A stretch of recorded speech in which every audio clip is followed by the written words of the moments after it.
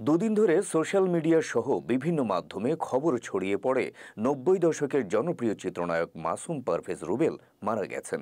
খবরটি যাচাই বাছাই না করে বিভিন্ন আইডি থেকে শেয়ারও করা হয়। ফলে জনপ্রিয় এই চিত্রনায়কের মৃত্যুর গুজবটি রাতারাতি ভাইরাল হয়ে যায়। এতে করে বিপাকে পড়েছেন চিত্রনায়ক রুবেল ও তার পরিবার।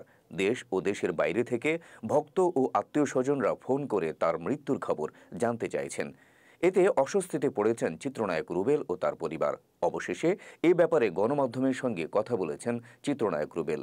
শুক্রবার একটি গণমাধ্যমকে দেয়া এক সাক্ষাৎকারে তিনি জানান, সবাই তাকে ফোন করে জানতে চাইছেন যে আসলেই তিনি মারা গেছেন কিনা। এ সময় সবাইকে তিনি তার মৃত্যুর খবরটি গুজব বলে জানান এবং তিনি সুস্থতার সঙ্গেই বাসায় অবস্থান করছেন বলে জানান।